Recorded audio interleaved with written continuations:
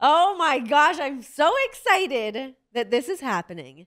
AJ Lee here on the sessions. It's been a minute since you and I have done an interview. It has been. I think legally I can't use the name Lee. So it's funny. When I put the notes together, I was like, AJ Lee, AJ Brooks, AJ Mendez. AJ Mendez. Do you hyphen it? Is that a real life question? I was going to, and I'm just very lazy. It's AJ Mendez. No, it's a lot of work doing that. It is so much work. I did it, but it was like jumping through hoops to do it. What was it like for you and Punk? I mean, for you guys to both be away from wrestling, but then the conversations to start to happen like, okay, he's going to get back into wrestling. Like when you guys started talking about that, what was that like? So, oh man, I don't know if people, I'm not sure how, okay, so like I'm an extremely private person.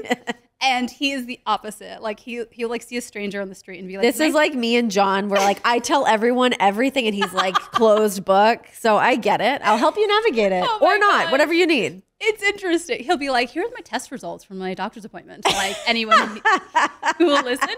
And I'm just like, you know, such a like closed up person. But so I don't know if he shared this, but the conversation was a conversation, and I think way longer than people knew, with many things happening in the universe. There was many options, and it was a very long time of like, what's the right route here? What's the safest route? What does it look like? Is it? It was something I was kind of scared of, just like seeing what would, I don't know, like emotionally happen. Yeah. But that was more or less for his stuff. To me, I retired and I retired. Yeah. You know, even though everyone wants that mixed tag, but oh my God. I know. I always say never say never, but don't hold your breath. Yeah. And then everyone always just like holds on to the never say never. So you're telling me there's a chance. Yes. Don't hold your breath. You're going to die. But I just wanted him to be like emotionally safe and protected. Yeah. And that's been like the coolest thing about his experience here is that it feels like he's always in a safe place and has a good group of people around him at AEW. And so that makes me very happy. And then there was a lot of like, well, let's go. And then to me, that didn't spark anything in me.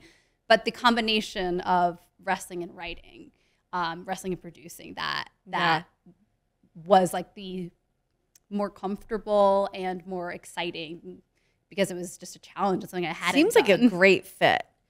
I love it. Like it checks all the boxes. So really I mean, how could you not, right? Yeah. It's funny. I mean, you just saying that about like Punk getting back into wrestling. Because I remember you and I have been talking when he was coming to do the Fox show, and you're like, "Can we just make sure everything's okay here?" And like, oh my God, thank God for you.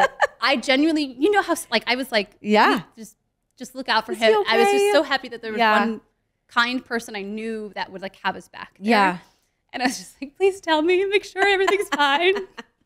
So I very much appreciated that. Of course. Listen, I mean, that was such a great experience for me, and it was such a great way to be able to reconnect and do a show. And obviously people were so excited to see him back in a wrestling space in any capacity. I'm sure they're a lot happier to see him doing what he's doing now. They want to see him put on his boots. But yes, I mean, it really was great. But that was, you know, we had an open line of communication with that of just like, let's just make sure everyone's okay. And yeah, it can be such an emotional thing, and there's so much more involved in it rather than it's not just going into a job and accepting a job. There's just so much more kind of at stake with it, especially on like the emotional side when you've been so invested in doing something for such a long time. It just adds that other layer that can make it feel so like, ugh. Yeah. It's scary. You don't want to like, well, side note, but I've said this to you, but it needs to be documented. You and him were like the great, and Soraya. Yes. We're so good together that like the three of you need a show together. Listen, just putting it out there. I'm ready to go. We're ready. We've got the studio. We are set up here, ready to go. It was magic, you three. It was a lot of fun. But yeah, I think it also, you don't want to feel like I always felt like so great about like the timing of when I retired because you never want to be the last girl at the party. You want to go out on top. Yes. And so like that just, everything felt so perfect and like tied up in a bow.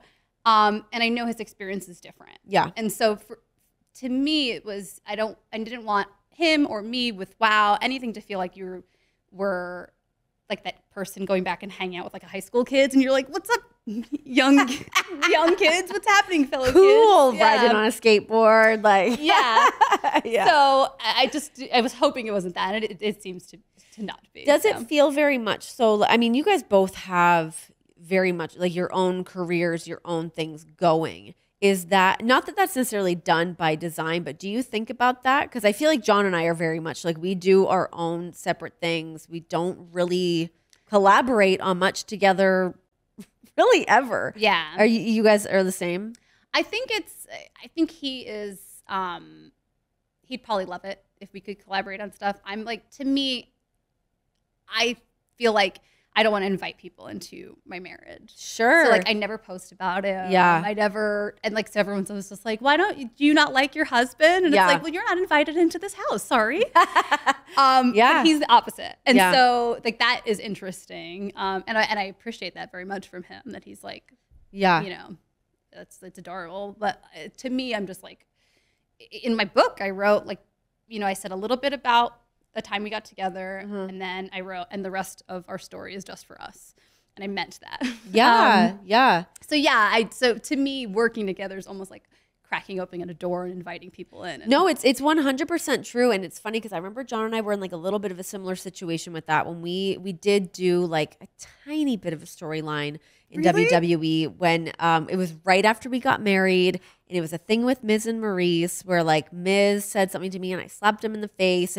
But anyways, it was really a thing that John was pretty uncomfortable with because he didn't want the same thing. He's like, this is going to turn into one of those like gimmicky things where now all of a sudden we're like this wrestling couple and it's going to just be weird and it's going to become a very muddy gray area and someone's going to say something very personal on television and that's weird. Yeah.